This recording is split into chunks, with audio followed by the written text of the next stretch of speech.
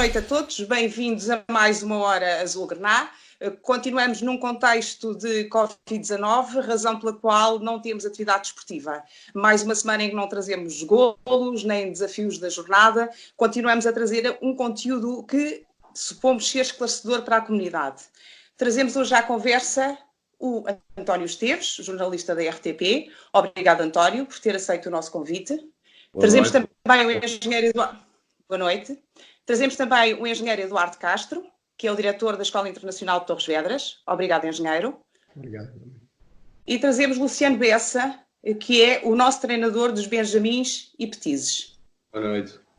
Olá, boa noite. Trazemos, obviamente, a esta conversa não só porque são torrienses e têm atividade ativa em Torres Vedras, mas também porque são pessoas que neste cenário se têm mostrado proatividade em esclarecer a população e estar ao lado da população. Eu começo então aqui pelo António Esteves.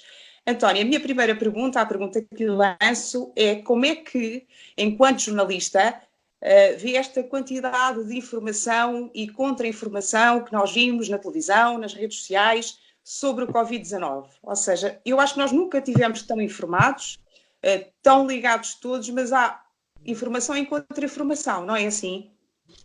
É verdade, eu acho que este é um grande desafio para todos nós. Antes de mais, muito boa noite a todos e quero saudar cada um dos intervenientes, quer a Teresa, quer o engenheiro Henrique Castro e também o Luciano Bessa, todos pessoas bem conhecidas da nossa comunidade. Para nós é um grande desafio. É evidentemente que os jornalistas permanentemente estão confrontados com grandes experiências profissionais. Eu já passei por várias delas, quer em Portugal, quer no estrangeiro.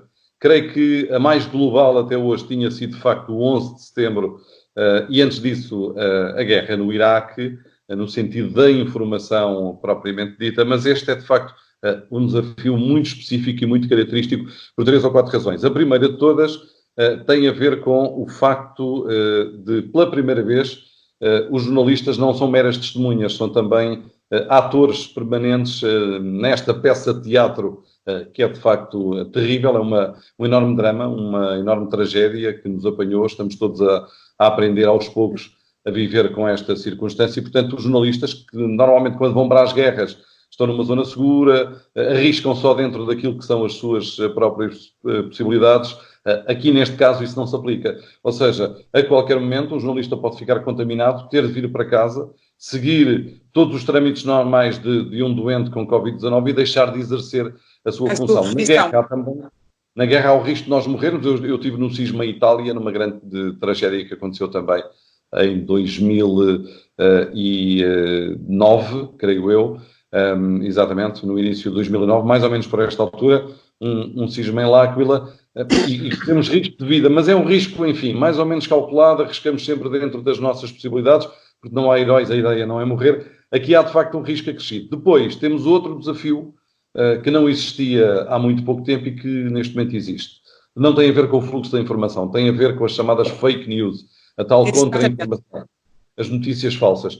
E hoje em dia, tendo em conta o fluxo de informação que há, as redes sociais, em que a qualquer momento qualquer pessoa pode publicar aquilo que entender de uma forma imediata, as fake news podem ser um fator de criação de pânico na nossa comunidade. E, portanto, eu aproveito até esta pergunta para deixar a sugestão, para já, que vão à página da RTP e que acompanhem a RTP, porque, de facto, sendo o serviço público de rádio e televisão com a Antena 1, com um site que atualiza toda a situação ao minuto.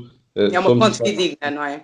Somos uma fonte fidedigna, mas acho que há mais fontes fidedignas e as pessoas devem seguir essas fontes. Acima de tudo, devem abster-se de partilhar, seja aquilo que for, desde que não conheçam, ou não acreditem, ou não tenham a certeza da origem, da fiabilidade da fonte. Porque há muita coisa que está a ser partilhada, que parece verdadeira e não é. Eu estou a falar até por experiência própria. Eu próprio, que tenho muitos filtros, já me aconteceu partilhar coisas que não devia ter partilhado e imediatamente resolvi esse problema. Só que nestas circunstâncias, e as pessoas têm que perceber isto, e já vamos falar daqui a pouco da circunstância particular de estarmos a viver um período novo, um período completamente diferente e ao qual não estávamos habituados, nem estávamos preparados, mas as pessoas têm que perceber que nós estamos numa situação de emergência em que qualquer informação mal difundida pode criar o pânico na população, pode criar, enfim, situações de alarme, pode provocar situações de grande violência sobre outras pessoas e pode, acima de tudo, provocar uma corrida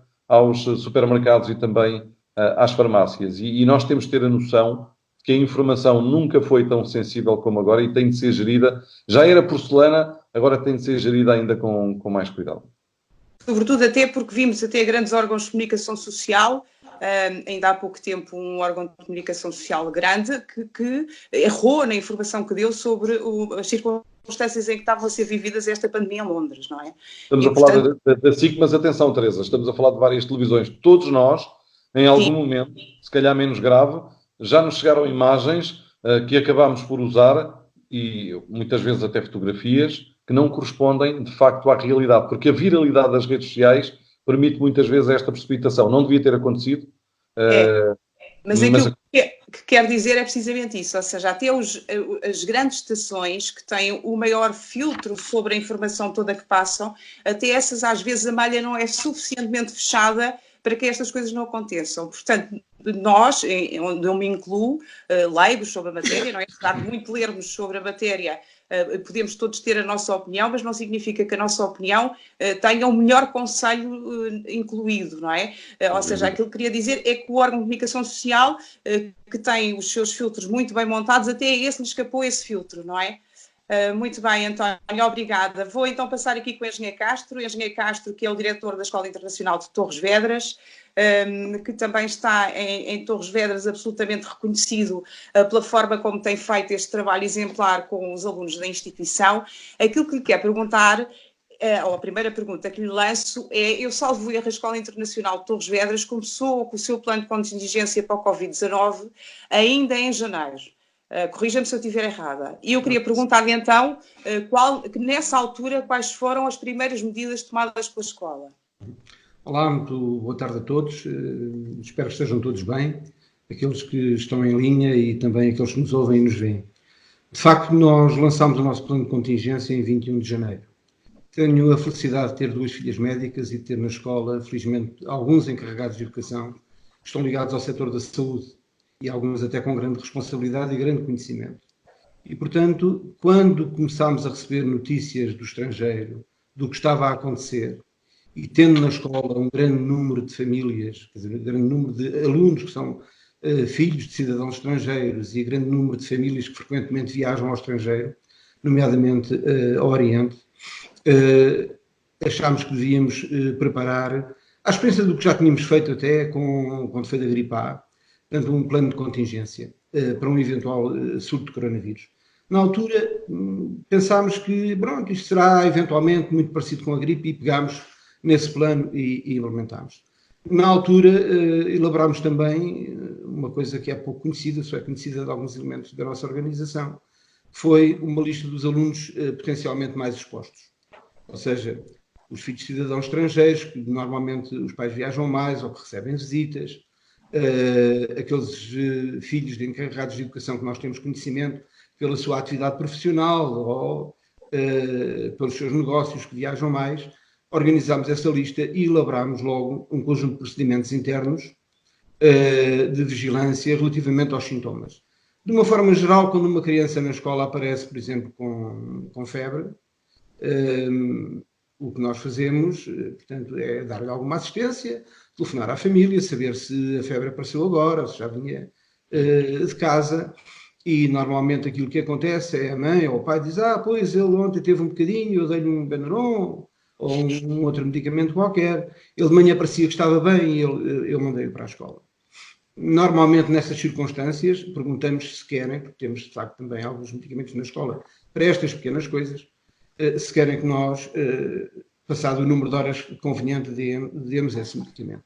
E normalmente isso resolve e as crianças ficam o seu dia na escola. Logo a partir dessa altura alterámos esse procedimento. Passámos a ter mais atenção em relação às febres, em relação à tosse e às dificuldades respiratórias.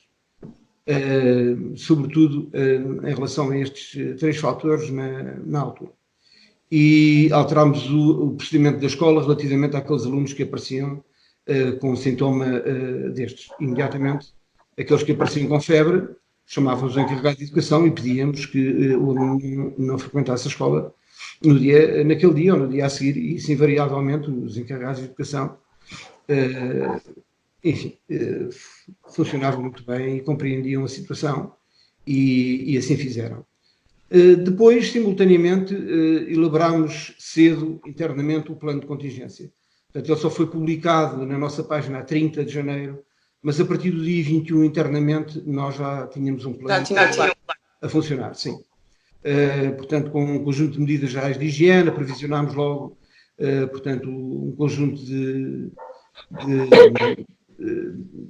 produtos de limpeza, produtos de higiene, gel, etc. Na altura não sabíamos se as máscaras iam ser precisas ou não, ainda tínhamos algumas máscaras, portanto, da primeira fase da gripe A que não foram utilizadas, e não nos preocupámos muito com isso, mas à medida que as coisas se foram desenvolvendo lá fora, nós, 4 semanas antes de ser declarado a saída dos alunos das escolas, tínhamos encomendado já também, por ignorância, mas era o conhecimento que tínhamos, e aqui o que é difícil é gerir a informação, porque... Ainda acabou de dizer o António, não é? Nem todas as informações são fidedignas e às vezes até são contraditórias, mas pelo sim, pelo não, aprovisionámos um conjunto de máscaras adequadas, que chegaram 3 semanas depois. Nessa altura já havia dificuldade no mercado. E, portanto, tudo o que era medidas de higiene foram imediatamente implementadas, e hoje posso dizer-vos, com muita alegria minha, que não tenho nenhuma notícia, ao dia de hoje, que algum aluno nosso esteja infectado com o Covid-19. Acho que não é mérito só da escola, é mérito com certeza dos encarregados de educação, tiveram os seus cuidados, e é também muito mérito deles. Embora com jovens não seja sempre fácil, não é? E sobretudo estamos a falar de uma escola internacional, não é? Com uma série de nacionalidades diferentes, não é? Exatamente. Na altura também, portanto, no nosso Conselho Pedagógico elaborámos um organograma prevendo que eventualmente alguns de nós pudessem não estar operacionais, e, portanto, assegurámos até à terceira linha as respectivas substituições. Como sabem, na nossa organização, sou o diretor da escola, mas tenho diretores de ciclo e tenho diretores de turma, como todas as escolas têm, e os diretores de turma também têm quem os ajude. E, portanto, para nós foi fácil, enfim, organizar isso. Depois, o mais difícil, e ainda bem que o fizemos muito cedo, é que os jovens que acham que têm um mundo inteiro à sua frente, e que, por razão própria, são otimistas, que interiorizassem que alguma coisa estava a mudar, que era preciso mudar alguns comportamentos. A determinada altura do processo, inclusivamente, por muito que nós falássemos, que nós disséssemos, nós achámos que tínhamos que evidenciar de uma outra forma que alguma coisa estava a passar. E aquilo que fizemos foi separar as carteiras nessa altura, ainda antes, portanto, de se preparar a saída das escolas, foi separar as carteiras, que normalmente não estão nessa configuração, estão organizadas em função do trabalho efetivo que os alunos estão a fazer. Podem estar em U, podem estar em L, podem estar em grupos do trabalho que estão a fazer a cada momento. Foi afastar as cadeiras e foi afastar as mesas no refeitório. Eu próprio, com a nossa chefe pessoal, no dia em que decidimos isso, tivemos cerca de 1h30 a assistir ao almoço e a verificar que o que estávamos a fazer era muito pouco, porque eles continuavam a conviver alegremente como se nada passasse, não é? E esse dia foi talvez o dia que para uns funcionou bem, porque os alunos perceberam, mas para alguns encarregados de educação entraram em pânico, porque pensaram que eventualmente na escola se estaria a passar alguma coisa, que estaríamos eventualmente a esconder alguma situação. Engenheiro, mas já vamos a essa questão do pânico. Deixe-me só dar aqui uma questão ao Luciano Bessa, que é para não me tirar aqui a pergunta seguinte. Ok? Luciano, boa tarde, obrigada também, acho que já lhe dei aqui as boas-vindas. É nosso treinador dos petis e benjamins, portanto, treina crianças dos 6 aos 11 anos. A minha pergunta, Luciano, tem saudades deles? Boa noite, antes de mais, muito obrigada pelo convite, espero que se encontrem todos bem. Sim, claro que sim. Treinar estas crianças é a minha alegria diária e sem dúvida que tenho imensas saudades de trabalhar com os nossos craques. Quantas crianças estão nas suas equipas? Ou no total treina quantas crianças, Luciano? À volta de 30, separadas por escalão. À volta de 17 nos benjamins e 13 nos petizes, sensivelmente. Luciano, o Sport Clube União Torriense sabe que tem um treinador muito adorado nesta faixa etária, que é o Luciano, e também sabemos que temos um treinador muito bem disposto, por isso é que o juntámos aqui à conversa, que são as perguntas seguintes que lhe vou colocar, mas vou deixar esta parte aqui em aberto para manter as pessoas em suspense de qual é a razão que aqui está, para além daquela que todos conhecem, que é ser nosso treinador de futebol. As dificuldades são muitas, não é? E deles suas também, se calhar, não é, Luciano? Sim, mas, Diga. Felizmente consigo manter o contacto com a maior parte deles. As ferramentas que temos disponíveis hoje em dia. Exatamente. Mas não é o mesmo. É verdade. Já volto a si, Luciano. Vou então aqui continuar com o António Esteves. O António Esteves tem sido, na minha opinião, e na opinião de várias pessoas com quem contacto, tem sido um importante contributo pela informação esclarecedora que nos tem feito passar através das suas redes sociais. Eu falo do meu caso particular, não é? Eu estou a trabalhar a partir de casa e, portanto, habitualmente paro na hora do almoço e antes sequer de ligar a televisão, eu vou às redes sociais do António Esteves para verificar a situação atual do país. E eu acho isto serviço público, aquilo que está a fazer à comunidade. A minha pergunta é como é que me surgiu este impulso? Bom, antes de mais, eu faço parte do plano de contingência da RTP e, portanto, nós, a certa altura, dividimos em duas partes, os que vão para casa e os que ficam. E até contra a minha vontade ficou decidido que eu vinha para casa. Porque na primeira linha nós temos os médicos, enfermeiros, que estão a fazer um trabalho extraordinário. Todos os assistentes da área da saúde. Mas temos muitas outras profissões, os farmacêuticos, por exemplo, que são consideradas profissões de primeira linha, as pessoas que estão a abastecer nas bombas de gasolina. Enfim, podia estar aqui... As transportadoras da logística. As transportadoras, enfim, tanta gente que está... Os bombeiros, os agentes da PSP e os militares da GNR. Enfim, há uma série de profissões. Os jornalistas estão incluídos nisso precisamente porque têm de fazer a sua profissão, têm de fazer a sua atividade, que é informar as pessoas, e nestas circunstâncias é fundamental. Eu, quando vim para casa, vim em regime de teletrabalho, portanto estou a fazer também relatórios diários e a colaborar dentro das minhas possibilidades com a RTP, e decidi que esse relatório ia ser um bocadinho mais completo e mais comentado para poder publicá-lo nas redes sociais. Aproveito também, nesse trabalho que faço e que publico no Facebook com regularidade, para promover a página da RTP na internet, que é uma página que está permanentemente a atualizar ao minuto. E, de facto, começou a ter uma boa aceitação. O que é que eu faço? Eu pego só em dados fidedignos, não apenas da página da RTP, mas vou procurá-los em muitas outras fontes e vou fazendo pequenos comentários e vou dando pequenas explicações, usando também, muitas vezes, pequenos dados de estudos ou publicando os estudos na íntegra que vão aparecendo. Porque há muitos estudos e as pessoas têm que perceber o que é que se passa nesta altura. Nós temos a DGS, é a Direção-Geral da Saúde, é o organismo mais fiável nesta altura e que cede informação a toda a gente. Só que a Direção-Geral de Saúde, a que vamos chamar DGS a partir de agora para simplificar, a DGS tem dados até à meia-noite do dia anterior e depois tem de os tratar e publicar. Quando dá a conferência de imprensa ao meio-dia, ou seja, aqueles que nós conhecemos, os dados que nós conhecemos agora, são dados de ontem, até ao meio-dia. E, portanto, o que está a acontecer agora é que havia um reporte dos médicos que era feito, mas os médicos não tinham, porque estão a tratar dos doentes, obviamente, e não tinham tempo para as funções administrativas. Há muitos casos, Torres Vedras é um caso, em que na definição conselhia não aparecem os 7 casos conhecidos até agora no Conselho de Torres Vedras. Porquê? Provavelmente os médicos não tiveram tempo para inserir esses dados no sistema e as autoridades locais estavam demasiado dedicadas também à sua função. O que também peço desculpa, é crescer alguma burocracia... Está-me a ouvir, António? Sim.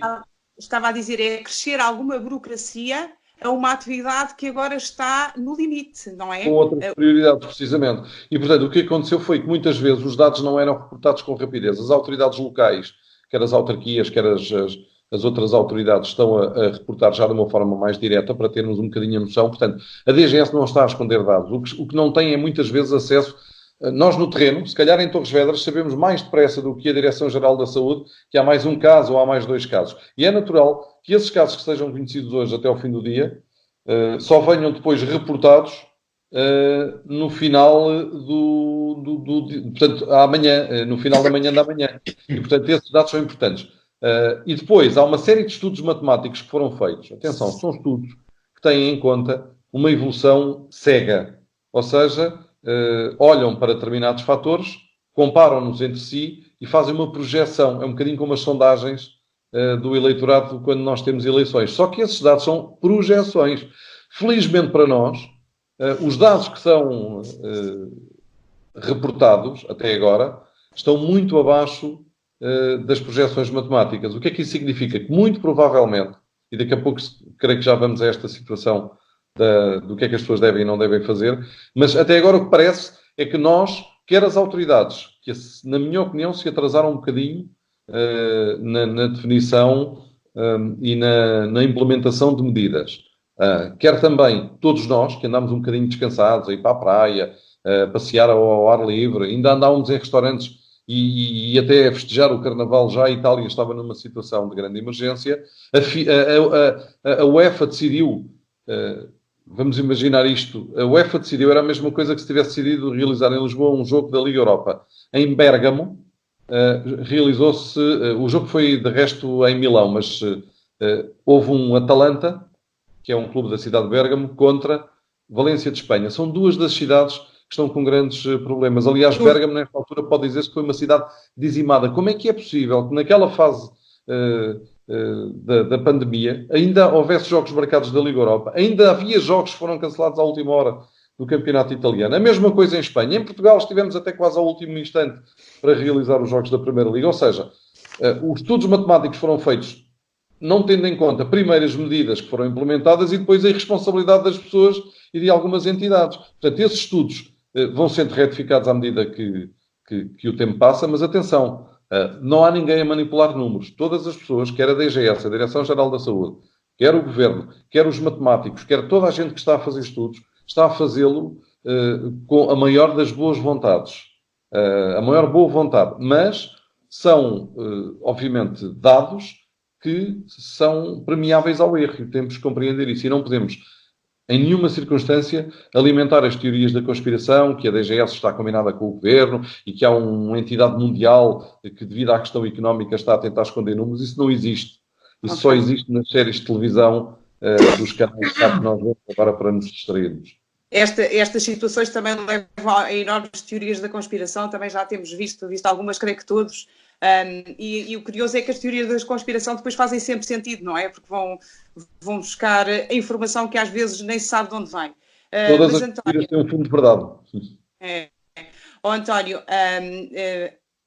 mas é de um enorme altruísmo aquilo que o António está a fazer, porque podia bem compilar a informação para a RTP, que é a entidade para quem trabalha e onde é jornalista, mas fazê-lo de uma forma tão sucinta, resumida e de uma forma tão clara e que chega a toda a gente nas redes sociais é, na minha opinião, um enorme altruísmo e em meu nome e em nome do Torriense também, o nosso obrigada.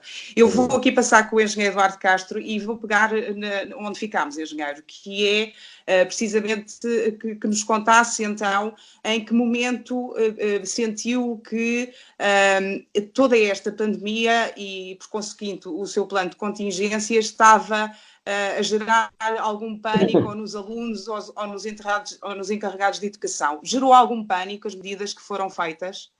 Bem, nos alunos não gerou pânico nenhum, eles mantiveram-se tranquilos, saíram da escola tranquilamente, devidamente organizados. Não senti que da parte deles houvesse sequer nem receio, nem até uma grande vontade de ir embora. Mas, de facto, os últimos dias foram alucinantes. Nomeadamente a partir do momento em que se começou a falar que as escolas iam fechar e que algumas escolas autonomamente em Lisboa, nomeadamente nas grandes cidades, começaram a fechar, foi difícil. E foi difícil porque, como devem calcular, com uma comunidade de cerca de 1000 pessoas, quer dizer, pais, mães, avós, alunos, colaboradores, rapidamente todos se tornaram especialistas de Covid-19, não é? E, portanto, a um dado momento tivemos tudo. Quer dizer, tivemos as ajudas, como disse, e essas todos muito gratos, porque os médicos da nossa comunidade mantiveram os filhos na escola até ao fim e eles, para mim, eram o meu referencial. No dia em que eles retirassem os filhos da escola, eu teria que reformular rapidamente todo o processo. Mas não foi isso que aconteceu. Eles estiveram na escola até ao último dia e, portanto, eu confiei naqueles que sabem, da mesma maneira que julgo os meus encarregados de educação nos respeitarão, porque, enfim, somos nós que estudamos para a educação. Eu tenho que confiar nas autoridades e tenho que confiar nos médicos, em quem sabe. Claro. E, portanto, tivemos um bocadinho de tudo, como eu dizia, desde ajudas, opiniões, pressões, intimações, enfim, e quase até algumas ameaças. No fundo, para quê? Sempre todos a procurar o melhor, acreditando que é o melhor para os seus filhos. Claro. E o problema aqui é a questão da informação, e por isso também fico muito grato à RTP e ao António, que de facto se mantenham nesta linha de falar a verdade e de esclarecer as pessoas, porque esta questão que ele levantou, nomeadamente da diferença de dados de ontem para hoje, de facto precisa de ser explicada para que as pessoas percebam de uma vez por todas que ninguém está a mentir a ninguém. Isto não é no interesse de ninguém que andemos aqui a esconder alguma coisa. O problema é que o sistema tem uma certa resiliência e, portanto, até que a informação chegue e se torne oficial, é preciso confirmá-la, validá-la e isso demora algum tempo. Mas, enfim, não lhe chamaria pânico. É um ajuste normal. Um receio fundamentado, trata-se dos filhos de cada um, é o bem mais precioso que todos têm e, portanto, evidentemente que as pessoas, de acordo com as suas crenças, com a sua forma de pensar, foram reagindo. O que é verdade é que, em todas as circunstâncias, as coisas correram bem. E quando estamos num sistema de contingência na internacional, nós temos uma forma muito própria de reagir a estas coisas. Nós, logo no primeiro dia, quando falamos com os nossos alunos e com os encarregados de educação, temos aquilo que nós chamamos de qual é a atitude desejável, qual é o princípio comportamental que nós desejamos para os nossos alunos, que desejamos em nós próprios e desejamos para eles. E é responderem, quando há um questionamento, responderem para si próprios, o que é que eu posso fazer para ajudar a resolver este problema? E foi essa questão que nós colocámos a nós próprios para os resolver. Depois, a Escola Internacional Torres Vedras tem 4 iniciais, essas 4 iniciais, o E, o I, o T e o V, correspondem aos nossos pilares. À ética, à inovação, à tecnologia e aos valores. E, portanto, em todo este processo, primeiro, privilegiámos a ética e os valores. E foi por isso que foi necessário ter respeito por quem tem ou devia ter algum tipo de direito. Os pais que optaram por reter os filhos em casa estavam no seu direito. O direito dos pais que optaram por os manter na escola, por necessidade ou porque era a sua crença, estavam no seu direito. Mas também o direito das autoridades de tomarem as medidas que cada momento e de acordo com as circunstâncias e a informação disponível se revelassem mais adequadas. E da mesma forma que nós respeitávamos a Direção-Geral de Saúde e respeitávamos as orientações do Ministério da Educação, porque acreditamos que eles terão mais informação do que nós tínhamos, também gostaríamos que os pais acreditassem, e como uma grande maioria, digamos 99% dos pais acreditaram, porque para nós o que é fundamental é a confiança. E portanto em nenhum momento nós podíamos trair a confiança que os pais têm na escola. E, portanto, comportámos, num primeiro momento, de acordo com estes princípios, portanto, da ética e dos valores. Depois, resolvida essa parte, no momento em que se ordenou o fecho das escolas, isto para dizer que a quinta-feira e a sexta-feira, antes do encerramento, foram dias... 12 e 13... Só para enquadrarmos as pessoas, 12 e 13 de março, não é assim? Nomeadamente no dia 12, eu passei o dia todo a falar com encarregados de educação e atrasei as medidas, embora tivesse pessoas a implementá-las, mas eu não estava a acompanhá-las, e atrasámos um bocadinho as medidas que queríamos implementar para que tudo saísse como deve ser. E essa saída era feita de acordo com os nossos outros 2 pilares, que era a inovação e a tecnologia. Portanto, era necessário organizar a saída dos alunos da escola assegurando os meios de contacto que permitissem o ensino à distância. Nós já tínhamos, naquela altura como hoje, já todos percebemos, embora também compreendamos como Ministro da Educação, e não se queira comprometer com isso, que o início do terceiro período estava eventualmente comprometido. E, portanto, era necessário assegurar que todos os alunos que saíssem da escola nós tivéssemos um contacto direto com eles, não era com os encarregados de educação, era com eles, com os alunos, porque é eles que nós temos que responsabilizar. Porque muitas das famílias iam ficar na mesma circunstância que nós estávamos, em isolamento, com teletrabalho, com necessidade de prover às suas necessidades e com filhos em casa. Se isto em férias é difícil... Numa situação destas ainda mais, não é? Ainda mais. E portanto, isso foi feito, foi devidamente organizado pelos nossos diretores de turma e na sexta-feira anunciámos aos alunos quais eram as plataformas que nós íamos utilizar.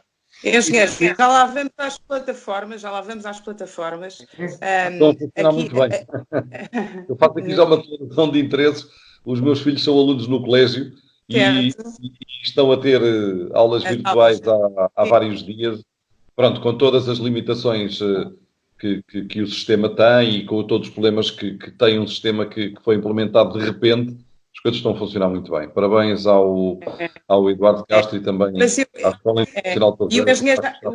O engenheiro já terá a oportunidade de explicar de que forma estão os alunos da Escola Internacional a continuar a ter as suas aulas. E também ia recolher precisamente essa opinião de si, António, porque sei que tem lá os seus filhos. E agora aqui o António Bessa. O engenheiro Eduardo Castro falou aqui numa... António Bessa. Peço desculpa, Luciano Bessa. Luciano, o engenheiro Castro falou aqui numa palavra que é determinante para qualquer instituição, que é a confiança, não é? Sim. Nós também, como o Luciano sabe, recebemos uma informação da Associação de Futebol Lisboa para suspender os treinos de formação dos atletas a partir do dia 15 de março e o Torriense optou pela suspensão de treinos no dia 11 de março. Ok? Portanto, no dia 11 de março, como o Luciano também sabe, nós suspendemos os treinos das nossas crianças. Exato. A pergunta que coloco agora, Luciano, é: este tema do Covid-19, do coronavírus, era já um tema nos treinos anteriores à suspensão ou as crianças ainda não falavam disto?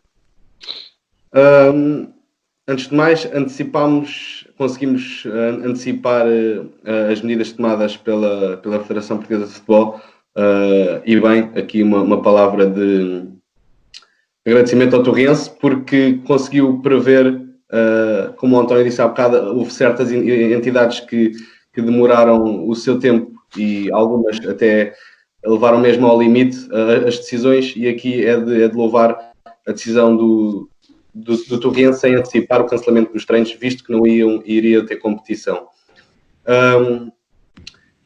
Em relação ao tema, o tema não era muito falado, porque lá está, estamos a lidar com miúdos, no meu caso, eu lido com miúdos entre os 4 e os 11 anos, e acho que não são os temas...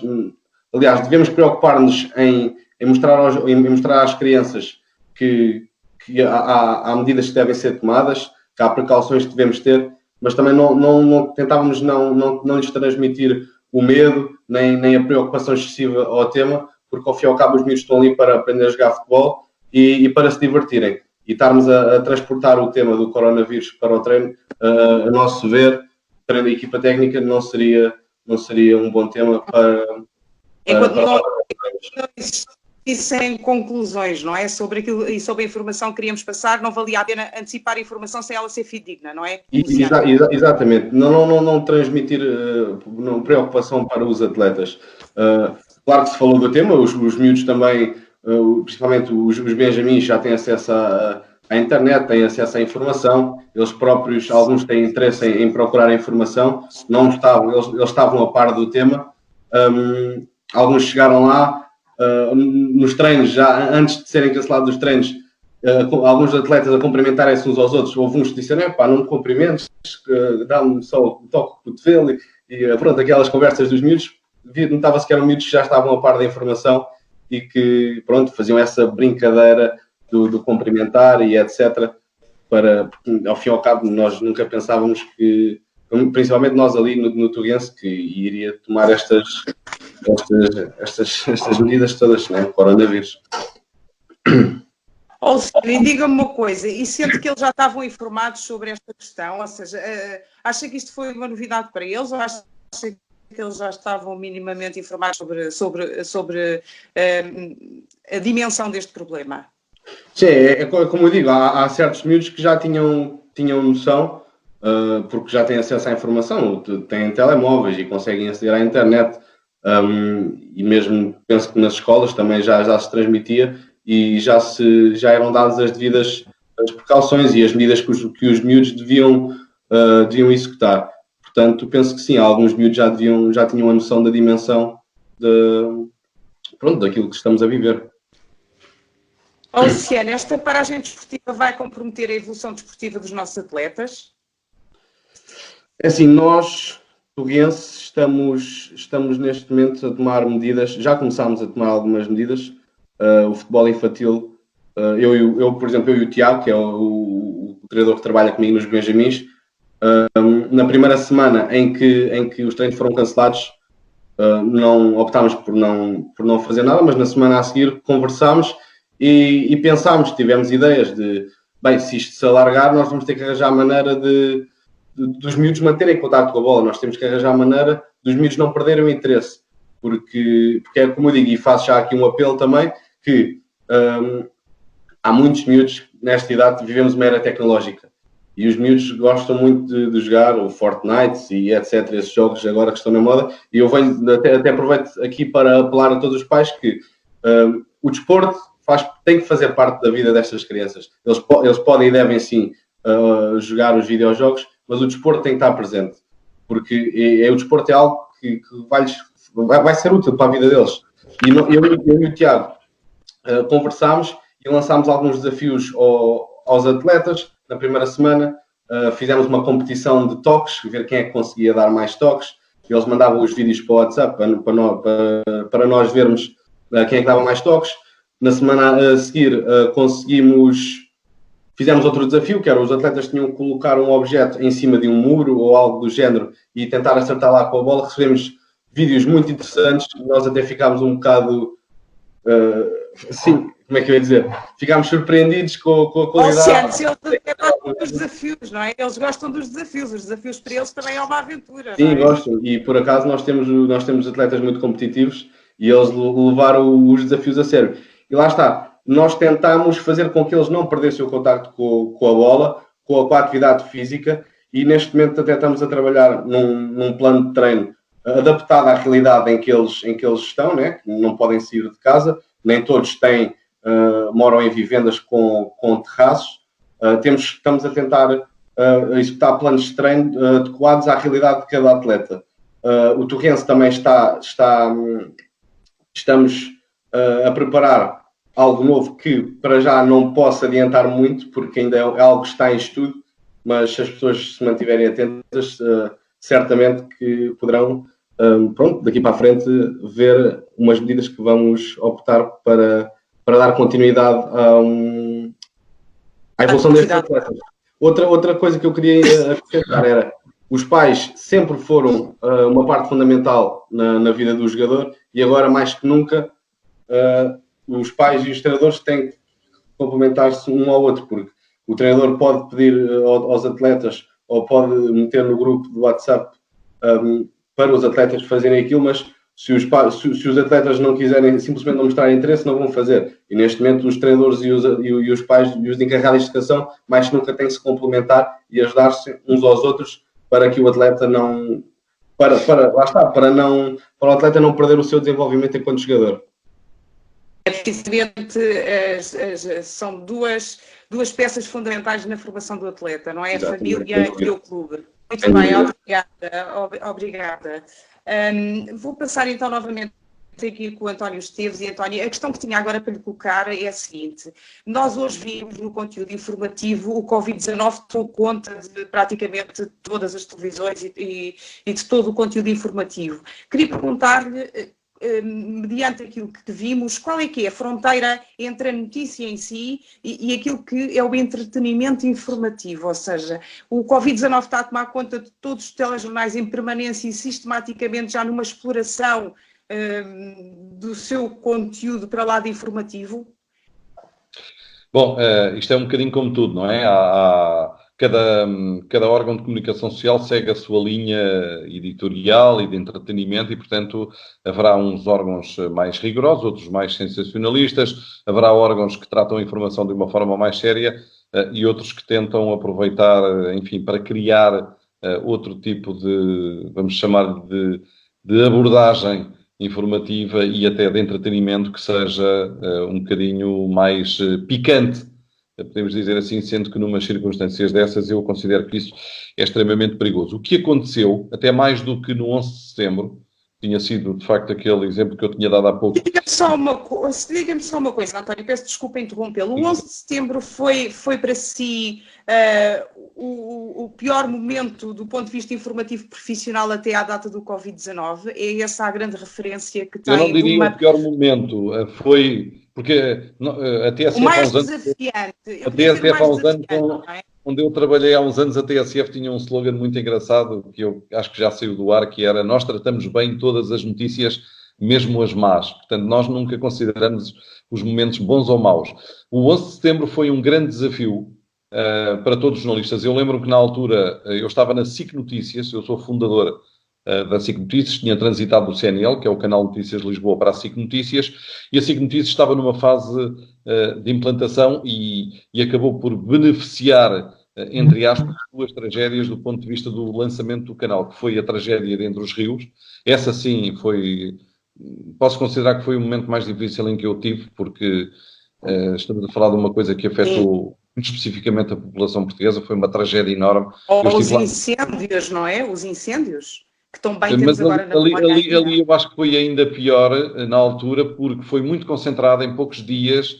Os incêndios foram uma tragédia imensa, obviamente, e que afetaram todos nós. Mas se eu tiver que definir o pior da minha carreira, porque foi a primeira grande tragédia que eu acompanhei em Portugal. Foi muito concentrada em muito poucos dias, no sentido em que morreram muitas pessoas num dia só. Nós lidávamos todos os dias diretamente com as famílias e tínhamos de falar com as famílias das pessoas que morreram. Havia pessoas que iam lá à espera de ver aparecer ainda o seu familiar vivo, coisas muito complicadas. Os incêndios foram, de facto, a maior tragédia que se abateu sobre o Portugal. Eu não acompanhei tão de perto no terreno, eu acompanhei em 2003. Os incêndios foram muito graves, mas de facto estes incêndios eu não acompanhei no local, portanto não tive este peso tão forte do ponto de vista emocional do contacto direto com as pessoas. É isto que eu quero dizer, não quero que as pessoas percebam mal aquilo que eu estou a dizer. O 11 de setembro foi um grande desafio do ponto de vista profissional, porque primeiro foi uma circunstância que aconteceu de forma repentina. Eu estava, como disse, na SIC Notícias e de repente supostamente tinha embatido uma avioneta no topo do World Trade Center. Primeiro do Empire State Building, depois do World Trade Center. Depois estamos ali na dúvida o que é que foi, o que é que não foi, e em direto há um avião que bate na segunda torre. Todos nós temos essas imagens na memória, não é? De repente nós percebemos que estávamos perante uma circunstância terrorista. É um grande desafio, porquê? Porque de repente aquele tema tomou conta da atualidade. O terrorismo não era um tema que nós tratássemos diariamente e, portanto, tivemos todos de nos reinventar do ponto de vista informativo. E, de facto, essas notícias tomaram conta de praticamente toda a antena. Neste caso do Covid-19, nós podemos dizer que praticamente 99,9% da informação que nós temos em Portugal, até o entretenimento, em boa parte, não com uma porcentagem tão grande, é dedicada a este tema. E, portanto, há uma avalanche muito grande de informação que nos caiu em cima, de dados, de emoções, de circunstâncias diárias, que nós estamos todos a aprender a viver com uma circunstância nova. De repente estamos todos fechados em casa e só podemos sair, apesar de alguns turistas alegres continuarem a fazer a sua vida normal de forma completamente irresponsável. Eu gostava que as pessoas atentassem nisto. A China foi o primeiro caso e, devido à irresponsabilidade das autoridades, essa epidemia tornou-se em pandemia e alastrou para o mundo inteiro. Depois, houve uma série de coisas mal feitas. Eu há pouco já disse já dei um exemplo de uma delas, em Itália, que foi o jogo que não devia ter acontecido em Milão entre a Atalanta e o Valência de Espanha, que acabou por explotar aqui uma situação muito, muito grave. Em Espanha cometeram-se também vários erros. Espanha está a braços com graves problemas. O Irão é um dos problemas mais graves. Nós falamos menos, mas de facto em muitos casos. Nós temos a França, a própria Alemanha, que está de uma forma mais contida. Nós estamos de uma forma mais contida, mas as pessoas têm que perceber uma coisa.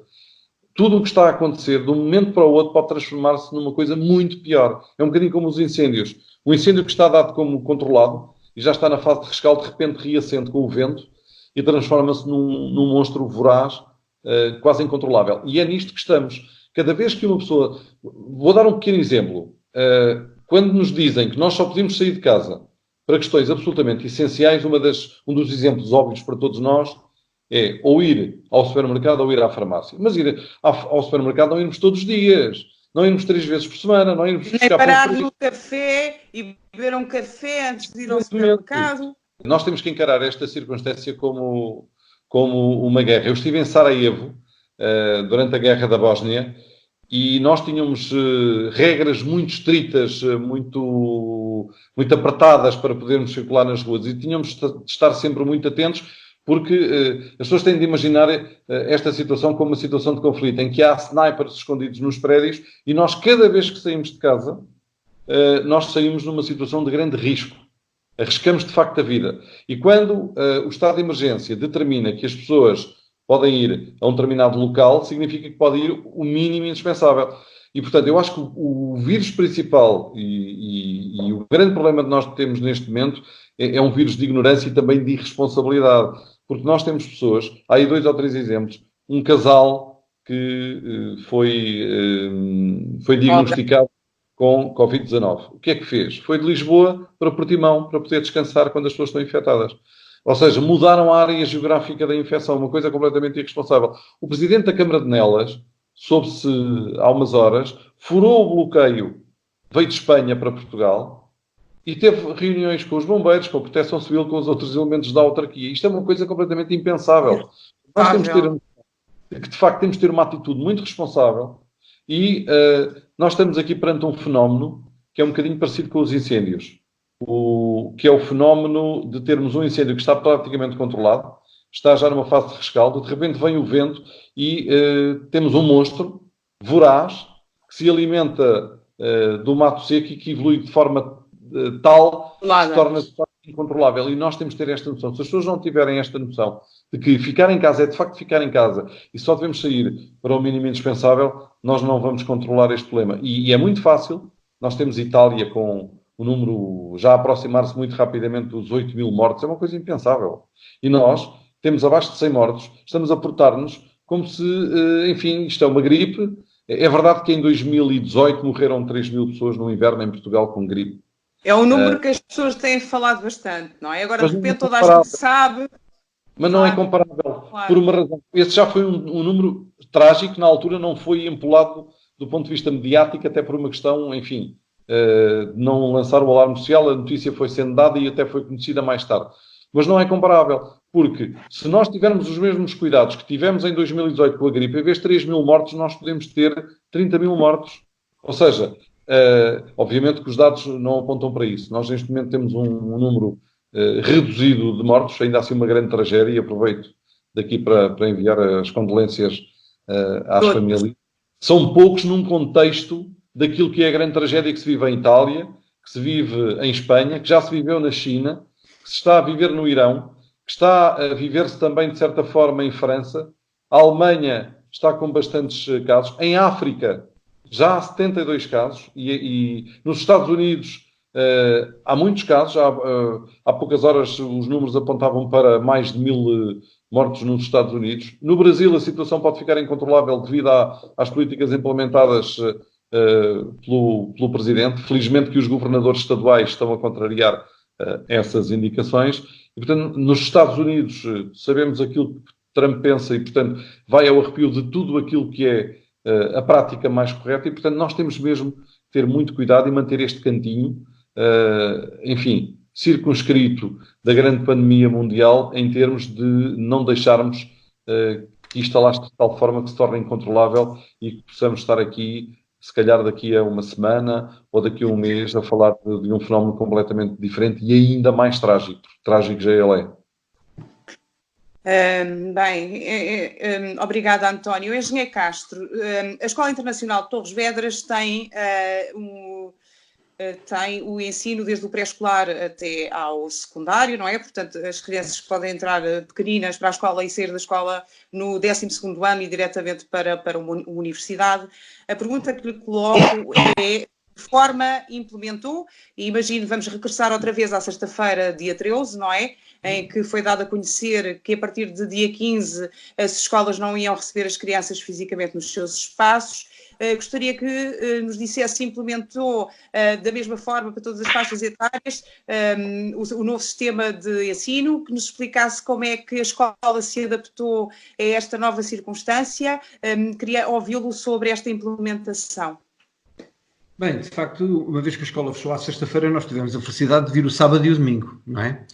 E isso foi fundamental para nos podermos reorganizar e, sobretudo, depois daquela voragem dos últimos dias, ter a possibilidade de pensar que tínhamos que passar a uma fase de proteger cada um de nós, e não só nós, mas também o património coletivo, ou seja, as instalações, a capacidade operacional, o conhecimento que a escola tem como um todo, e pensar como é que íamos desativar toda aquela estrutura, porque quem conhece a escola, com certeza perceberá que não é fácil para uma escola que está a funcionar normalmente, de repente, de um dia para o outro, desativar toda a sua estrutura produtiva. E esse fim de semana foi, de facto, muito, muito bom nisso. Depois desse fim de semana, em que nos conseguimos, enfim, eu e os nossos diretores de curso, ou de ciclo, pensar e delinear um plano B, digamos assim, demos continuidade àquilo que estava previsto no nosso plano. E, portanto, precisámos ainda de 48 horas para a reorganização interna, para realinhar os serviços, para levar em consideração um pouco como é que é dizer, deslindar um bocadinho as notícias. Os primeiros dias foram muito confusos, porque havia notícias contraditórias do Ministério, no sentido, os professores vão todos para casa, não, os professores estão ao serviço, não, agora têm que fazer aulas. E embora nós sejamos uma escola privada e dependamos única e exclusivamente dos encarregados de educação, achamos que o país tem que ter quem manda e tem que comportar-se como um todo. E eu aproveitava aqui este parêntese para agradecer a todos os nossos colaboradores e aos nossos professores a forma empenhada com que encararam, de facto, as primeiras horas. Curiosamente, também é preciso que se diga, e justiça também tem que ser feita, que a minha geração e de muitos dos colaboradores que estão na escola tiveram 4 grandes desafios na sua vida, não é? Tivemos a Guerra Colonial, o 25 de Abril, as 3 crises financeiras e agora o coronavírus. E para alguns de nós, se calhar será o último grande desafio das nossas vidas. E, portanto, enfim, tínhamos a possibilidade de lançar alguma esperança naqueles que, sendo mais novos, é a primeira vez que estão perante uma emergência como esta. Porque, de facto, a primeira reação de alguns, como em todas as catástrofes, é acudir aos seus. Não é?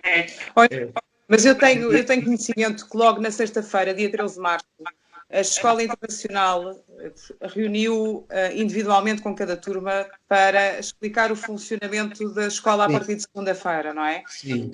E 2 ferramentas foram faladas, o Skype e o Google Classroom. Okay. Podemos centrar-nos então por aí. Portanto, nós implementámos na altura 2 ferramentas que nos pareceram as mais adequadas e mais disponíveis, digamos assim, das quais, eventualmente, a grande maioria dos nossos alunos teria conhecimento. E por isso adotámos numa primeira fase o Skype como plataforma de comunicação e o Google Classroom como plataforma de apoio à aprendizagem. E essas 2 plataformas, do pré-escolar até ao 12º ano, as mesmas? Sim, do pré-escolar até o 12º ano. Ok. Para cumprir um horário, o mesmo horário que os alunos estão a cumprir na escola. Igual. Com todos os professores da escola. Sendo certo, e também aqui temos que agradecer aos encarregados de educação a compreensão, que não estamos a fazer propriamente, ainda neste momento, aquilo que poderíamos chamar aulas. Todos temos que ter a consciência que o ensino não se pode, sobretudo nestas idades, não se consegue ou não se pode, não se deveria fazer à distância. Há toda uma componente de socialização, há toda uma componente de valores, de conflitualidade até, que é necessária para que eles, enfim, aprendam a crescer. Mas todos nós tínhamos a consciência que a partir do momento em que todos os alunos estivessem em casa, isto ia se tornar tudo muito difícil para as famílias. E nós, há bocado o António dizia que eles são a segunda linha, ou a primeira, fazem parte da primeira linha, nós, os professores, devíamos estar na terceira linha de apoio. Eu considero que aquilo que estamos a fazer neste momento é, sobretudo, um grande serviço social de apoio aos nossos encarregados de educação, mas não só. Também há aqueles que já se inscreveram na escola para o próximo ano letivo e que nós fomos repescar, porque muitos deles estavam sem aulas, convidar para já estarem no sistema, portanto, a participar. Engenheiro, significa, peço desculpa, significa isto que um aluno que se tenha inscrito para, no próximo ano, frequentar o segundo ano na Escola Internacional de Torres Vedras, já está hoje a integrar as turmas de primeiro ano? É sim, isto? Já está. Muito bem. Porque, é assim, para nós, isto também é uma vantagem, porque, evidentemente, não temos nenhuma, nem a família tem, nem nós temos nenhuma vantagem que um aluno se atrase. Isso só significa depois um trabalho redobrado para nós e para a família relativamente a essas situações e, portanto, tentámos integrá-los nas turmas que eles irão frequentar para o próximo ano. Não é? Portanto, não na turma que estarão matriculados, embora eles se mantenham vinculados às suas respectivas escolas. Isto aqui é um alerta, porque nós estamos no ensino particular. Há muitos, enfim, correm algumas coisas nas redes sociais em que alguns encarregados de educação eu agora vou tirá-lo da escola. Bem, temos que chamar a atenção. Ok, estamos todos numa situação de emergência nacional, mas as leis do país ainda não foram mudadas e as pessoas devem ter em atenção que todas as crianças, ou todos os jovens até o 12º ano, têm que estar no sistema de ensino. E as organizações, o Estado, a escola e as escolas têm essa responsabilidade de, independentemente daquilo que também é a nossa condição, porque também temos professores que têm os filhos em casa, também temos professores, colegas que estão sozinhos, porque ou é médico, ou está nas Forças Armadas, alguns até estão fora do país, em missão, e, portanto, também elas têm uma dificuldade acrescida. E muitas delas, tendo metido também o apoio à família, porque é um direito que lhes assiste, continuam a prestar generosamente, portanto, esse apoio e que lhes estamos todos gratos. Portanto, implementámos essas duas plataformas. Também dizer que, enfim, as crianças são crianças e às vezes as pessoas estão muito ocupadas e depois não reparam que alguns deles transportam para casa as brincadeiras que também gostam de fazer na escola. E isso passou-se um bocadinho no Skype. Como alguns alunos tinham a possibilidade de estar a utilizar os computadores dos pais e utilizavam uma versão profissional do Skype, eles, por assim dizer, tomavam poder sobre o sistema. E então, numa primeira fase, um ou outro, mais brincalhão, e ainda hoje de manhã isso subsistiu numa das turmas, desliga ostensivamente o sistema a um colega. E já agora aproveito a oportunidade, peço desculpa, mas para chamar uma atenção também aos nossos alunos, aos encarregados de educação, porque evidentemente que estamos a detectar algumas dessas circunstâncias e, como eu diria, quando voltarmos à escola, lá temos que ver a questão da ética com alguns deles. Mas... Peço desculpa. Diga. Quando diz que os alunos estão a cumprir o seu horário, a pergunta que lhe coloco é também educação física? Na hora da educação física também tem educação física? A educação física, há teatro, a música, tudo aquilo que é possível fazer à distância, nós estamos a fazer. É evidente que é de livre iniciativa, os pais têm que organizar a sua vida, não é a mesma coisa estar a assistir às aulas em casa e estarmos com os horários da escola. Eles têm refeições para fazer, têm os seus trabalhos também para fazer e, portanto, tem que haver aqui, de parte a parte, uma certa flexibilidade. Mas sim, estamos a fazer... E tem que haver mais disciplina, não é, engenheiro? O ensino à distância requer mais disciplina, não é? Sim, requer mais autodisciplina de todos e é mais difícil de fazer até do que em sala de aula. Porque, evidentemente, que a autoridade do professor sobre o aluno está muito diminuída neste aspecto.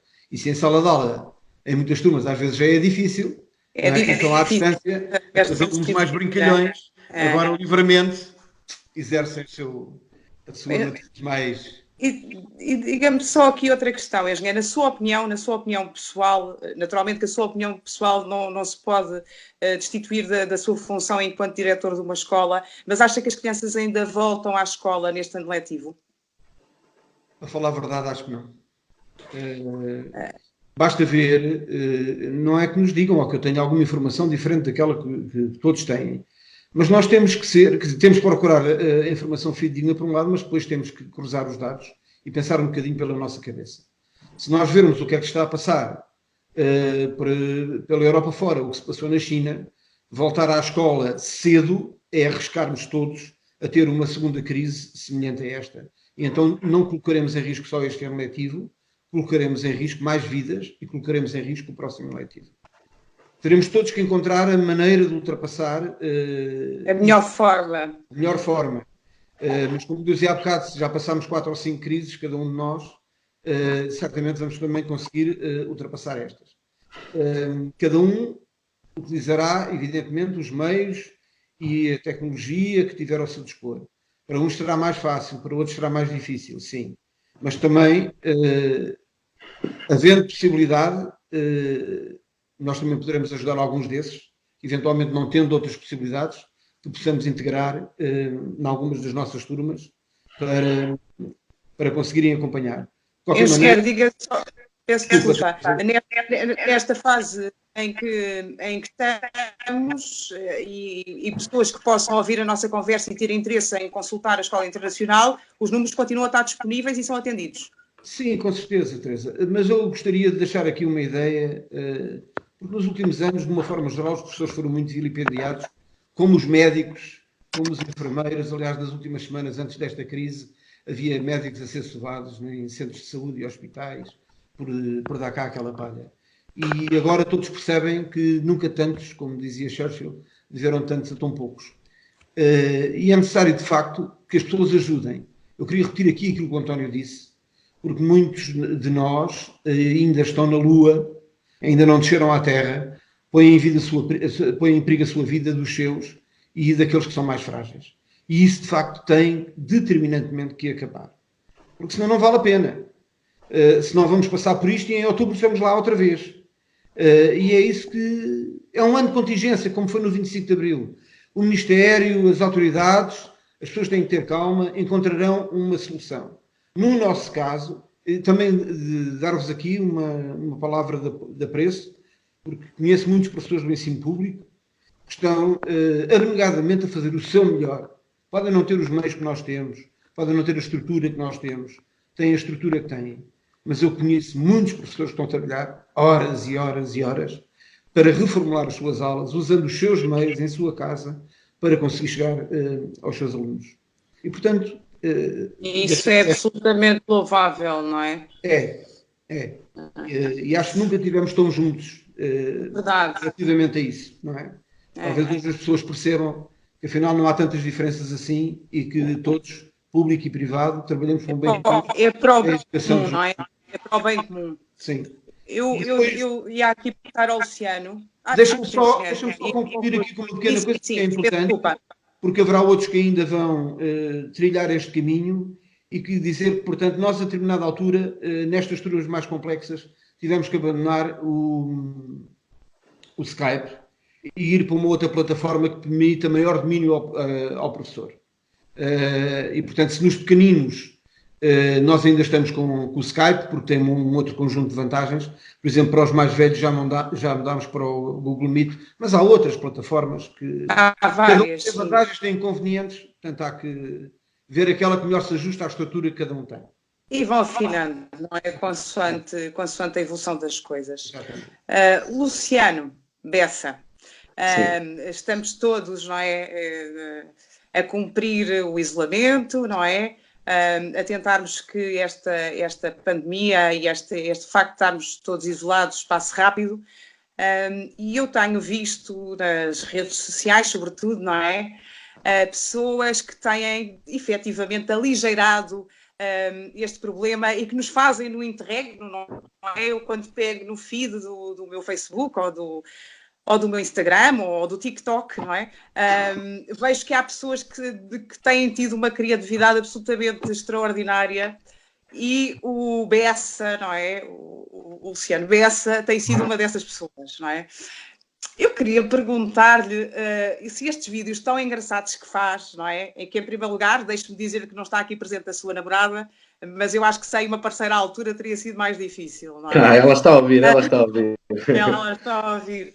Mas estes vídeos que faz assim tão engraçados e que depois partilha nas suas redes sociais, a pergunta que lhe faço é, quando pensou em fazê-los, nós já o conhecemos, Luciano, ou seja, nós já sabemos que é uma pessoa muito bem disposta por natureza, não é? Nós, torriense.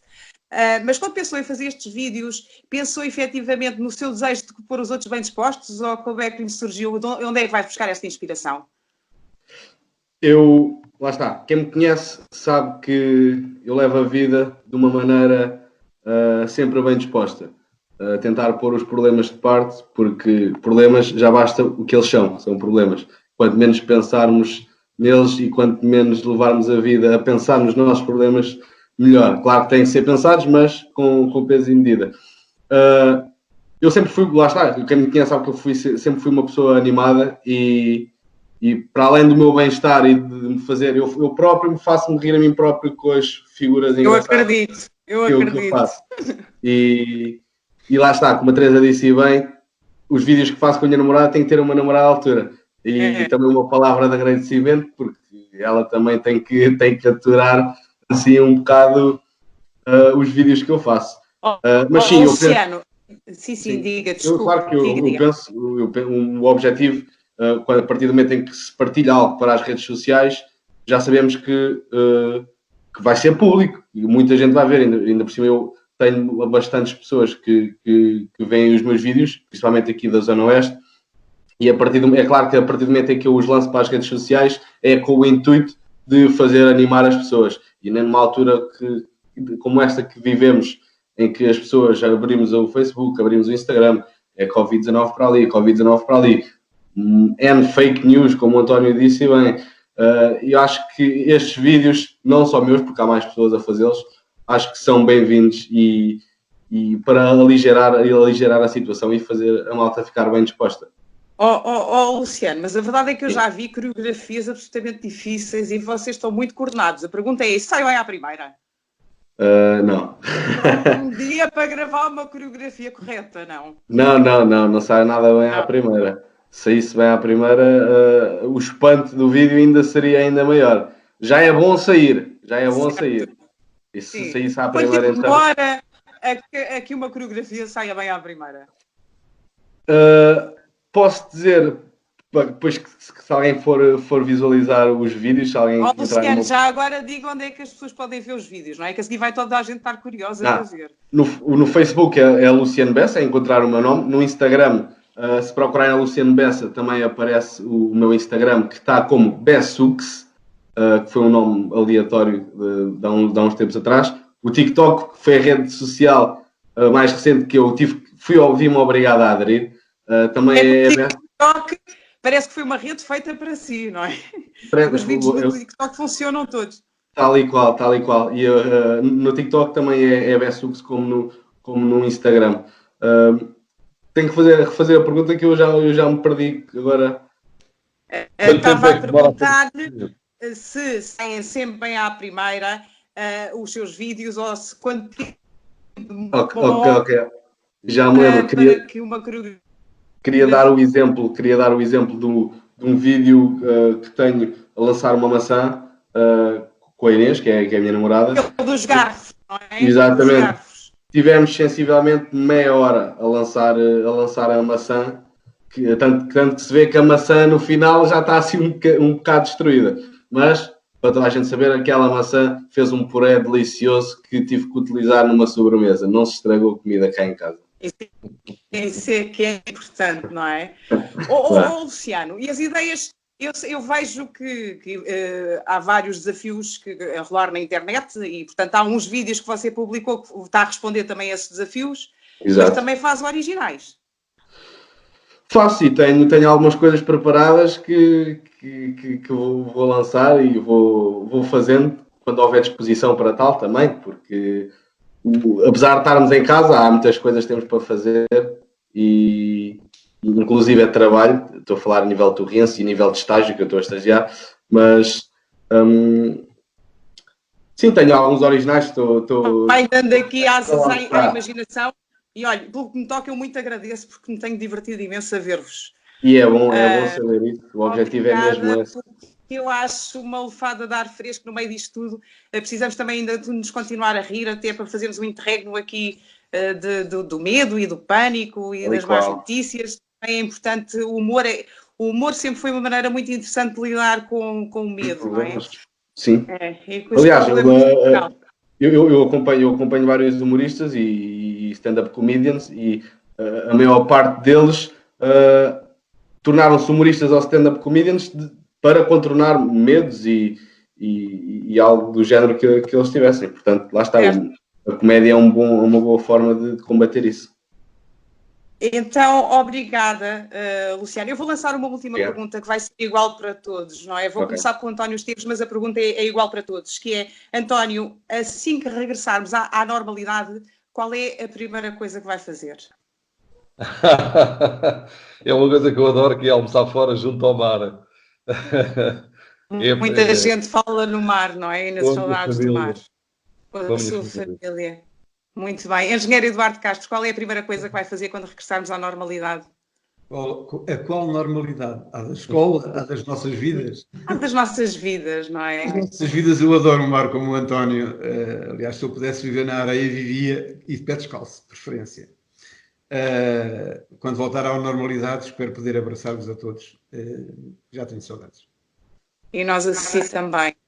E Luciano, qual é a primeira coisa que vais fazer assim que regressarmos à normalidade? Um vídeo. Não, vou descansar dos vídeos. Não, aquilo que mais quero fazer quando voltar à normalidade é voltar aos treinos, mas tal como o António referiu, também gosto muito de almoçar fora e ir a um rodízio, especialmente agora que eu estou com uma vontade imensa de comer uma boa carne, ir a um rodízio com os meus amigos, acho que será uma das primeiras coisas que eu irei fazer. Muito bem. Já agora a Teresa, também gostávamos de saber a Teresa. Eu vou dizer que é a primeira coisa que eu vou querer fazer assim que regressarmos à normalidade, e pode estar muito frio, mas eu vou querer mergulhar no mar. Eu tenho umas saudades enormes de dar um mergulho na praia e é isso que eu vou querer fazer, é mergulhar no mar. E se for domingo, Luciano, sigo para o Manuel Marques ver um jogo. Certíssimo. E nem que a gente perca, eu tenho saudades até de perdermos. É isso que eu vou fazer.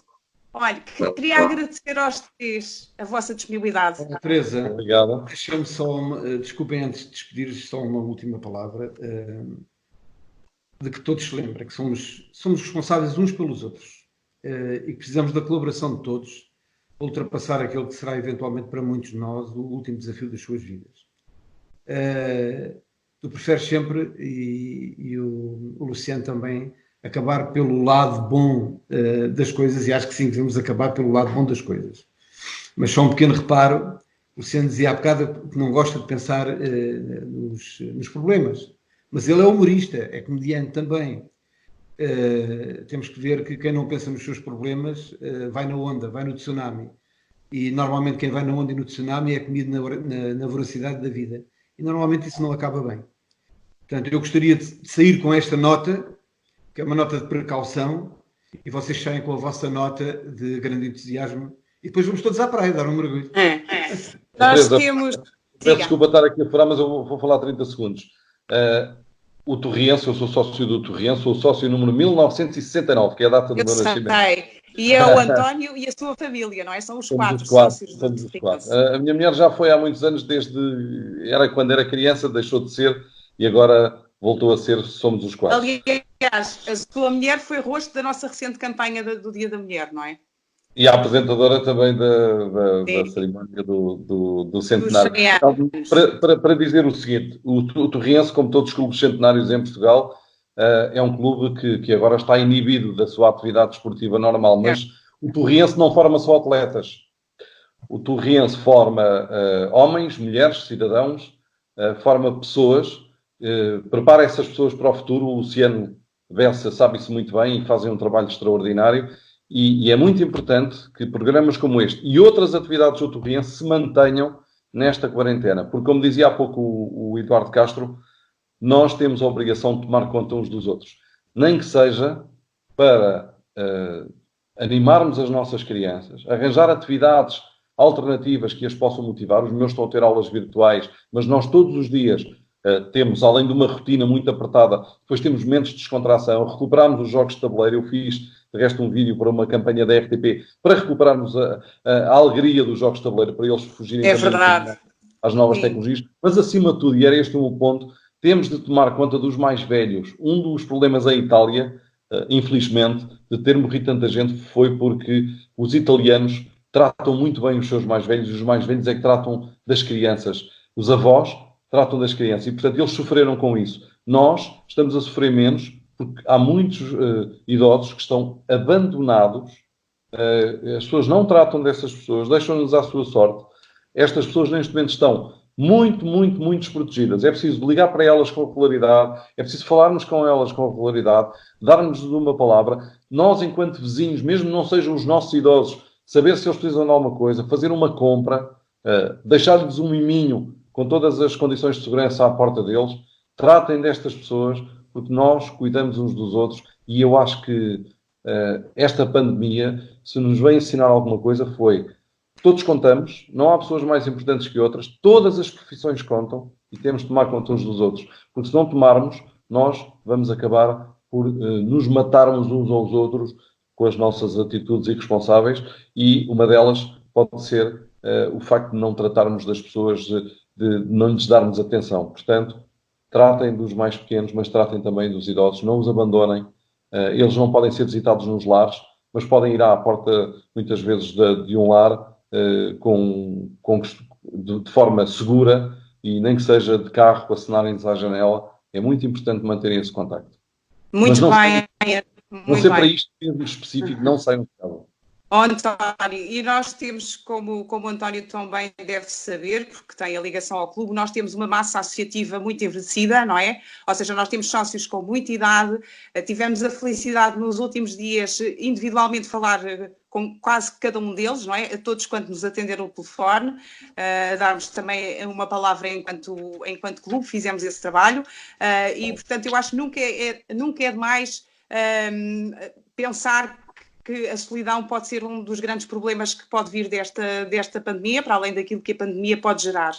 Resta-me agradecer-vos a vossa presença neste programa, a vossa disponibilidade. António, nós estamos, de facto, no Sport Clube União Torriense a continuar e a continuar a fazer as coisas da forma que nos for possível fazer, com essa consciência de que somos um clube, sobretudo um clube formador de jovens, de pequenos atletas, e sabemos também a função que temos na sociedade, daí que procuremos continuar dentro das ferramentas que nos sejam possíveis. Não esquecer as recomendações feitas por todos, não saiam de casa, se tiverem que sair, sejam rápidos, mantenham as distâncias de segurança, se tossirem, tossam para o cotovelo, não passem as mãos na cara, lavem as mãos 20 segundos com frequência, há quem já o faça a cantar uma música, continuem a fazê-lo, não baixem a guarda, porque parece que já estamos em isolamento há muito tempo e ficamos mais facilitadores. Não baixem a guarda, era como dizia o António, é como se tivessem snipers a apontar para a nossa presença. Protejam-se. Vou só uma nota final, continuar a dizer que estamos com muitas, muitas saudades dos jogos, estamos com muitas, muitas saudades dos treinos, não tarda nada, vamos encher o Manuel Marques. Uma boa noite para todos. Boa noite também. Obrigado, boa noite.